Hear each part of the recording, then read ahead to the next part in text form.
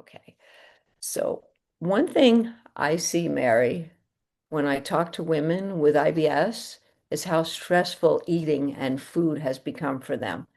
It's not only about it's about cooking. What should I buy at the store? What should I prepare? Can I even go out to eat? Is something going to happen in the restaurant if I do that? What should I order on a menu? It's all about food. So that's really what this conversation is about today. In my work, IBS is rarely one specific food being the problem. It's more about the timing when you're eating your meals. For example, are you eating too close to your bedtime? Are you eating on the run? The portions that you put on your plate, are you overloading? Are you putting foods together in a combination that may not agree with you? Um, that's really the key to how supported your body feels in this. So when we adjust how meals are approached, the food will feel much less risky and you won't be so stressed about it, which leads into my next point here. Simple, well-balanced meals can calm your digestion. So by a simple meal, I mean something that doesn't take hours and days in the kitchen to prepare. Something you can feel good about eating, that it's good for your body, but it won't um, trigger your IBS symptoms. So those are simple meals. Some of them don't even involve cooking, which a lot of people will be happy to hear about. Yeah. Yeah, definitely. Yeah, yeah. Some people don't like to cook. It's like, I don't like to cook. But I happen to be somebody who does, but I don't want to do it every day. So when I cook, I usually make enough for at least 2 days. So maybe I'm cooking 3 out of 7 days a week. Maybe I'm eating out one of those days. So when your digestion is not overwhelmed, your symptoms tend to settle.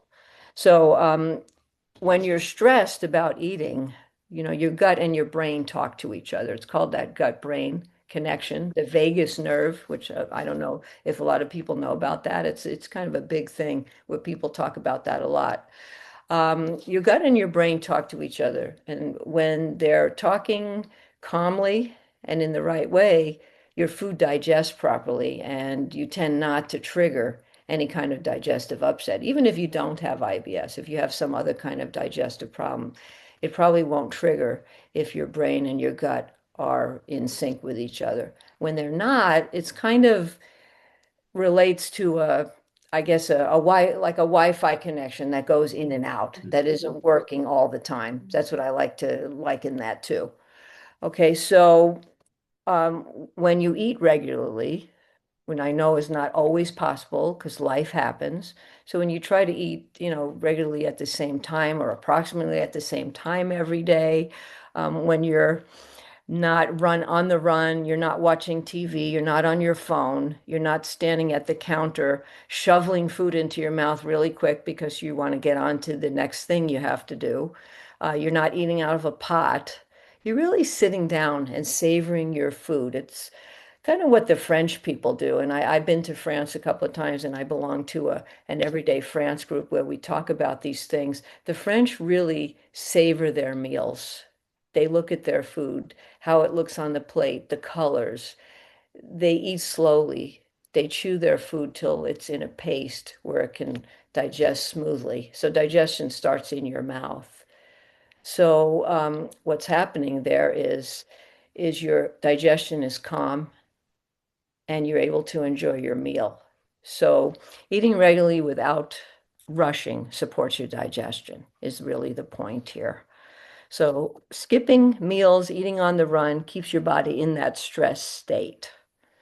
So when your food feels safe again, cooking and eating then become enjoyable. Now, you still may be a person who said, I don't like cooking, but your food can still be enjoyable anyway, because there's ways around that are very, very, excuse me, that are very, very easy.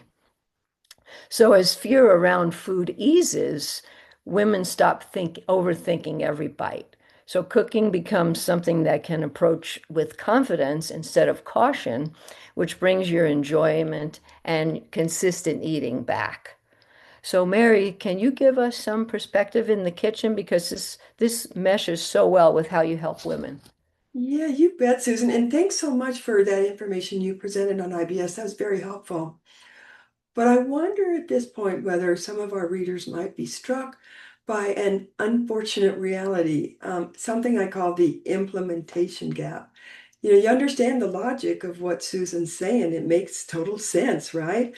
How we prepare our food, how we eat our food. But but then there's maybe this gap between, okay, that makes sense, but how can I do that every day of my life? And I Hmm. remember that when I've been in the business for close to 35 years, and when I started, both me and my children were a sick mess. And we went to a naturopath who prescribed us a gluten-free and dairy-free diet. And he explained it, I understood it. But when I got home and it was time to feed my family, I was like, oh my God, what am I supposed to feed them? Because we were on the gluten and dairy diet, not the gluten and dairy-free diet. It's like, what am I going to feed my children? And so I was stuck in that implementation gap. And like I say, that I was panicked when I got home, and it's like, what am I going to make?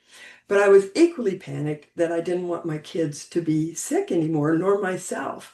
And so I got busy, and just by hook and by crook, I got busy and I made the gluten and dairy-free meals that got us healthy. And that was like miraculous to see what a difference food can make in our lives, and especially like how we eat it and whether we really enjoy it.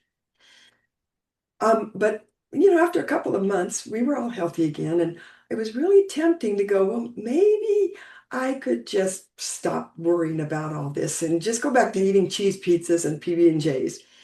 But then I realized that no, that's going to land us right back to where we started in this big sick mess. And Exactly. so exactly that's what happens. We've got to continue this on. And it's not just for a couple weeks, a couple months, it's for life. We need to make this sustainable.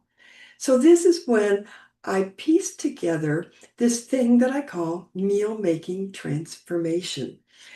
And that made it possible for me to get into a rhythm of meal making that was entirely manageable. And so what I want to do is share a little bit about that meal making transformation with you with my hope that maybe it will give you hope that you can bridge that implementation gap and make and eat the kind of meals that Susan is recommending. So I talk about meal making transformation as the missing link that you didn't know that you needed to know. Because usually when people come to me and the first thing they usually say is, well, Mary, do you have any recipes? And I understand why people say that because you're going to be needing to eat a new way and you're looking for some ideas. And quite frankly, that's all we know to ask for is recipes. But I'm here to tell you that if recipes could cure us, we would all be healthy right now because we have tons and tons of recipes. I mean, look at most of us have tons of cookbooks. We've got all these, I've got a whole stack of recipes over Me on my too. computer, and Susan does too. And don't forget the internet because we've got 100,000 recipes or more there. Yeah. So, like I say, if those were meant to make us healthy, or if they could, we would all be healthy. But the fact is that we're far from that. So that's what led me to wonder whether we need to have the wherewithal to be able to make those recipes. And that's where meal making transformation comes in. And it's got three elements. One is, we've got to be new in our cooking, and that just means brushing up on our cooking skills. It only takes 4 or 5 basic cooking techniques, and you can make almost any recipe. It's not rocket science. Neither is the second element, which is organizing our kitchens and our cooking time so we're efficient and smooth. It's not rocket science. We can do it. But then there's this third element, and that is the one about our thinking. And that's what I really want to focus on today. And you might be going, wait, what does our thinking have to do with healthy meal making, right? Well, let's talk about that. Because here's a fact. If you're not in control of your thinking, somebody else is. Now, who is the somebody else here?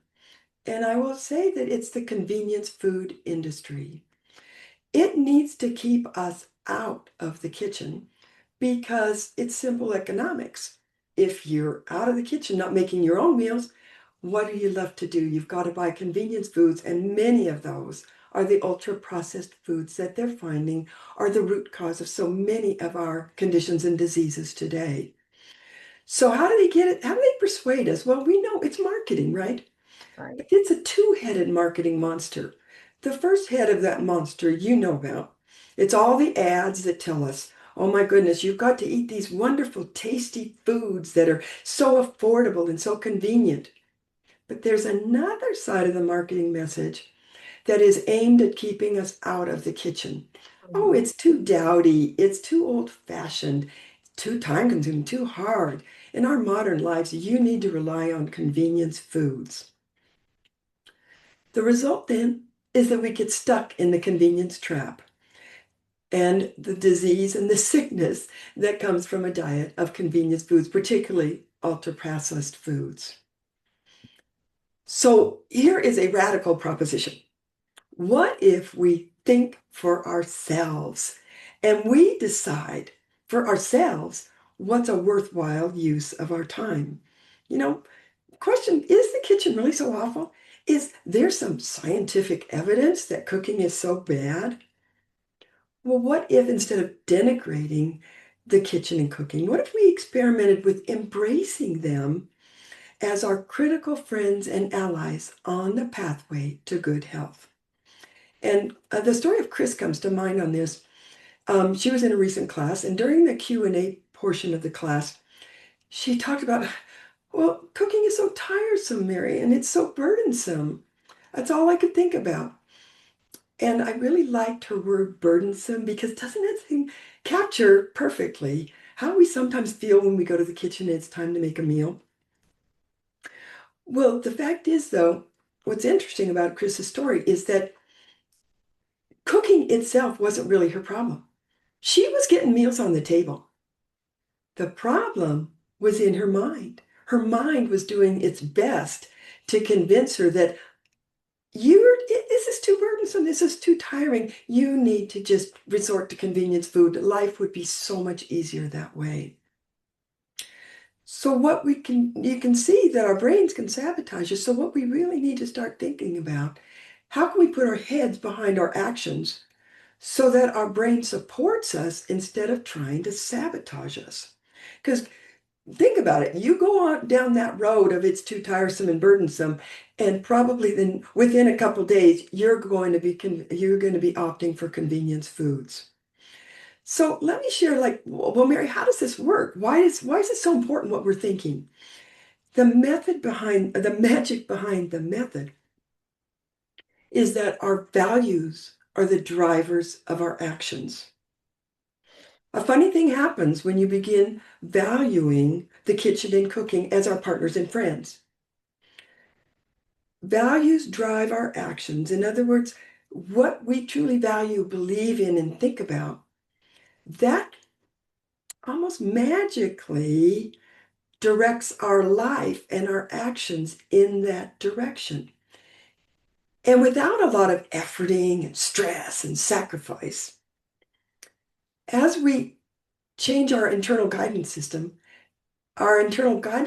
can guide us. And life rearranges. It's hard to believe, isn't it? But the time opens up, the energy opens up because that's what we truly want. And we've aligned our values with what we really want, which is that good health, right? Right. So, we're never going to get that 25 hour a day, 25-hour day that we've all just loved to have, right? Um, Right. and maybe technology will deliver that. I don't think so. Don't hold your breath on that. And over my years in the business, I don't have time to cook is one of the most common reasons that people give when the idea of healthy eating comes up. Hmm. But even if we were given an extra hour a day, we just fill it with all the things that modern life demands that we do. And so we got to remember, eating well is our number one job as humans. That Hmm. needs to be our number one priority. If we don't have our health, what do we got? We can't be the caring, responsible people that are going to make a good world for all of us. Your food is your medicine. Your food is your medicine. And what's interesting, Susan, though, is do we really believe that? Or do we just mouth it? I mean, if we really believe it, then that is our driving value and our actions will follow. But we have to really believe it and be willing to open our lives, to open the time and the energy to make food that serves as our medicine. And so Yes. that's why I keep coming back. Be aware. What are we thinking? What do we really believe? And so I want to challenge you in conclusion. I want to challenge you. I know this maybe sounds outrageous, but could you begin befriending the kitchen, developing that foundation out of which we could begin making these healthy meals with no problem? So next time you're hungry and you want to go fix a meal, something to eat, but you meet that kitchen resistance, maybe stop a second. Think deeper, check it out. Where is the resistance coming from? Who's giving you that resistance? And do you have to believe it? Or could you be a little friendly with the kitchen and cooking? And maybe you don't cook all the time. That's okay, Susan. It is totally, I'm not saying anybody has to love cooking. You don't even No. have to like cooking. But there's a lot of burdens that we do in life. When Chris was talking about cooking being burdensome, it's true. It's true. But there's a lot of burdens in life. You got to go get your teeth cleaned. You got to drive to work. You got to be at work. You got to, clean the bathroom. Why do those burdens don't stop us from doing that. Why do the burden of making our daily meals that serves our health, why does that stop us? It's Mhm. because of that marketing. So we have to think for ourselves and go, what's truly valuable to me, not to a food company that wants to make profit off of me. So try this, and then like Susan says, sit down and enjoy that meal. And when you do, stop and acknowledge how good it feels to do what you want, to have the health that you really want. Mhm. Acknowledge that and put it into your heart. And that'll be another driver for your actions through the future, Right. So I hope you think about this idea of meal making transformations more. I've got a neat little booklet that you will find the link for in the comments for this video. And be sure to take a look at that because it shares my story of how did I come to discover this? Why do I think it's so helpful? And I really hope that that will help you begin to think about transforming the way you make meals for healthier, happier eating.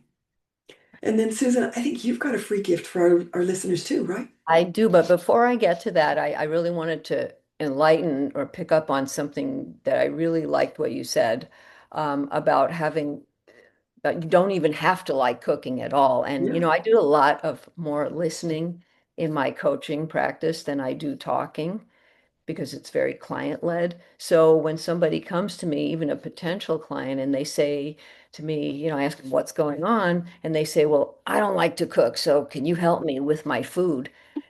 And I say, yes, I can, because you Mm. don't have to make cooking a big deal and you can still get what you need here. So the Yes. freebie, Good point. the free resource that I have is a guide to eating with digestive issues, including irritable bowel syndrome, IBS for short, and I will put that link in the comments.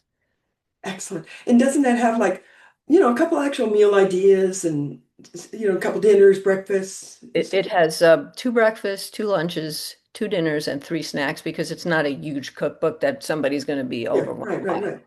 and they can start with that. Yeah, good way So to get started. when somebody does end up working with me, of course they get more. They Sure. get more.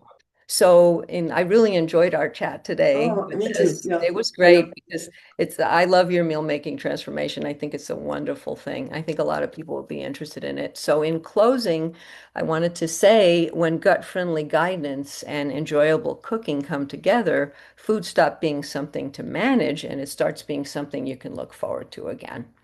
Absolutely. And thank you everybody for joining us. And we just wish you many happy and healthy and gut-friendly meals. Yes, thank you for joining us today. All Bye. righty. Bye now.